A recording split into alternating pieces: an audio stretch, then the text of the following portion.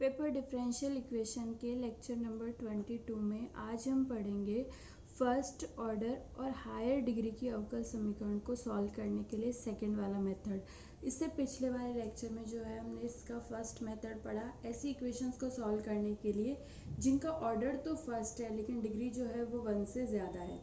आज हम इसका सेकंड मेथड पढ़ रहे हैं। सेकंड मेथड में क्या है, इक्वेशन सॉल्वेबल फॉर y, यानी y के लिए हल योग्य समीकरण। इसमें हम उन अवकल समीकरण को हल करना सीखेंगे जिनको हम जो है y के लिए सॉल्व कर सकते हो। यानी अगर आप दी हुई अवकल समीकरण को इस रूप में लिख सकते हो, y is equals to function of x और p। अगर आप दी हुई समीकरण को इस तरह से लिख सकते हो, यानी आपके अवकल समीकरण में y जो है वो सिर्फ एक बार ही आना चाहिए सिंगल पावर में, और आप जो है अपनी समीकरण को y equal to function of x P की फॉर्म में अगर लिख सकते हो तो हम ये सेकंड मेथड जो है ऐसी इक्वेशन को सॉल्व करने के लिए यूज़ करते हैं।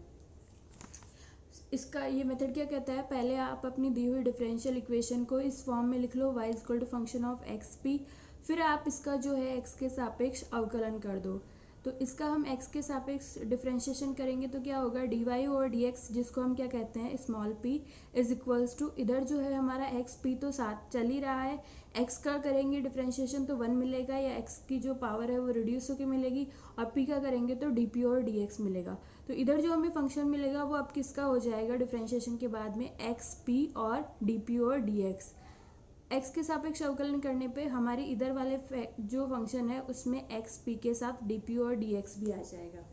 तो ये हमें पहले समीकरण 1 का जो है x के सापेक्ष अवकलन करना है। इसके बाद जो है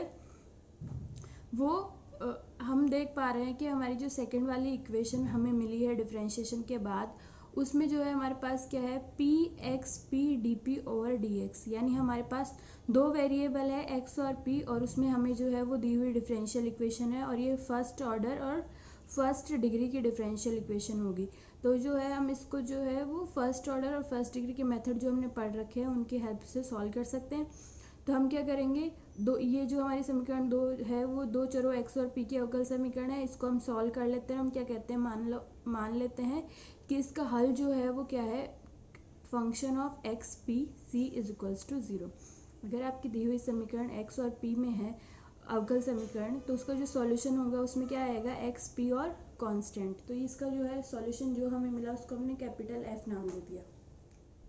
अब जहाँ पे c क्या है, कोई कांस्टेंट है। इसके बाद हमें क्या करना है, यहाँ से हमें p की वैल्यू निकालनी है और वो p की वैल्यू वापस ले जाके हमें समीकरण 1 में रखनी है। तो क्या हो जाएगा, समीकरण 1 में एक जो है उसमें से p हट जाएगा, क्योंकि यहाँ पे p की वैल्यू आप जब निकालोगे तो वो x और c कांस्टेंट की फॉर्म में आएगी, और जब आप यहाँ पे ले जाके p की जगह x और कांस्टेंट के फंक्शन रखोगे तो आप देख पा रहे हो समीकरण 1 में अब हमारे पास y x और कांस्टेंट ही होगा। तो ये हमारा क्या हो जाएगा, सॉल्यूशन।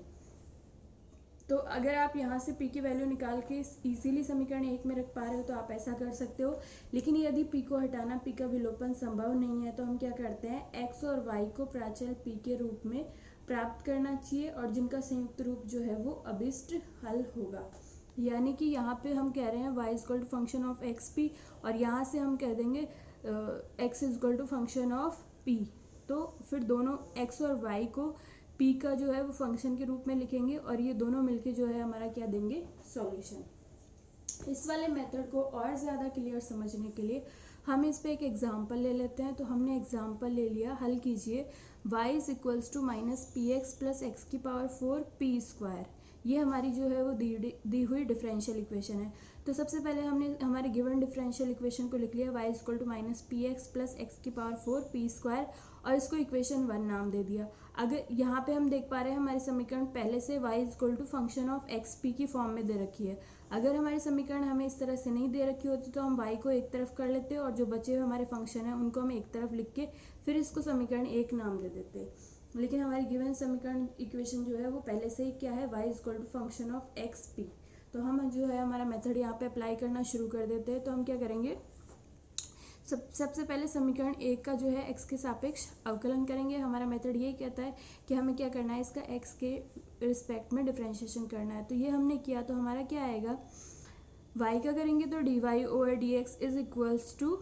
माइनस पी एक्स है हमारे पास। तो सबसे पहले p को एज इट इज रखेंगे, x का करेंगे 1 आएगा। आगे वाली टर्म में माइनस करके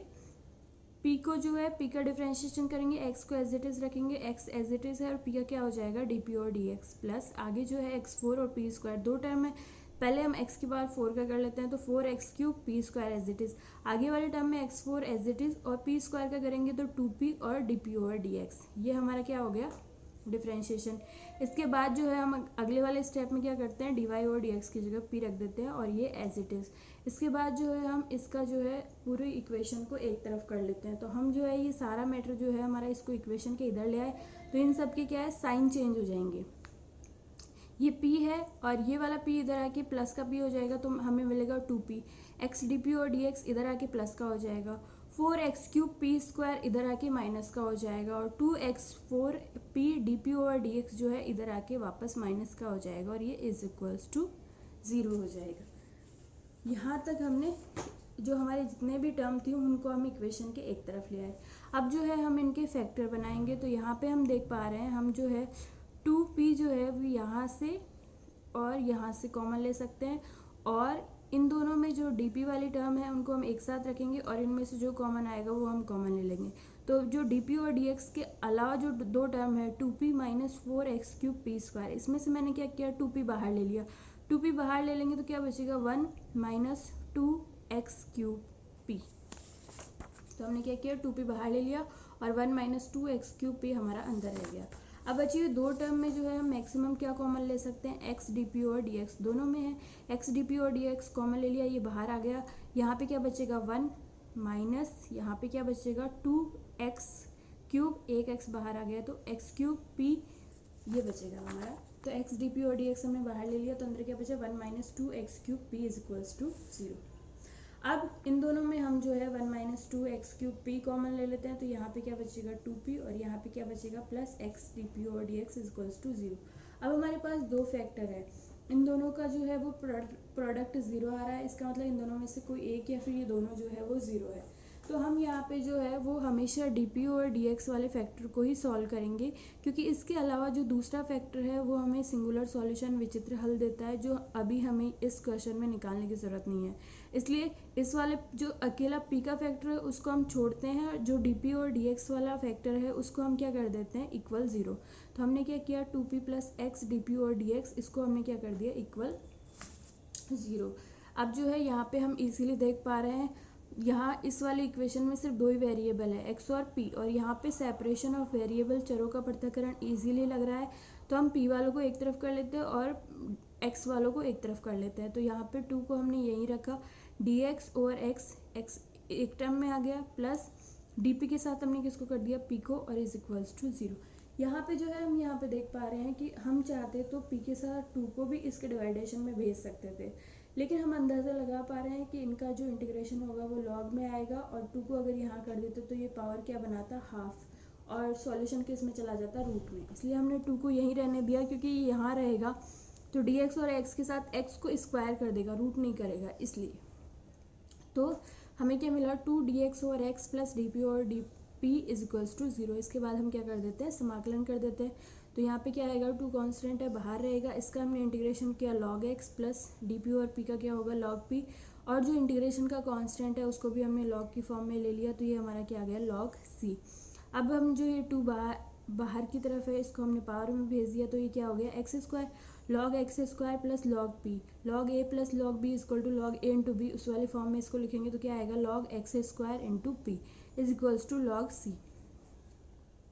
इसके बाद जो है हम देख पा रहे हैं log x square p is equal to log c है, तो इसका मतलब यहाँ पे जो है वो इन x square p is equal to क्या होगा c और यहाँ से ये हमें क्या मिल गया हमारी इस वाली इक्वेशन का सॉल्यूशन। हमारा मेथड क्या कहता है हमें इस सॉल्यूशन में से p की वैल्यू निकाल के वापस हमारी दी हुई समीकरण में ले जाके रखनी है, तो यहाँ से p की वैल्यू निकालते हैं तो वो क्या आएगी c बाई एक्स स्क्वायर, ये हमारी दी हुई जो इक्वेशन है y is equal to minus P x plus x four p square में वापस ले जाके रखते हैं तो y इज इक्वल टू क्या होगा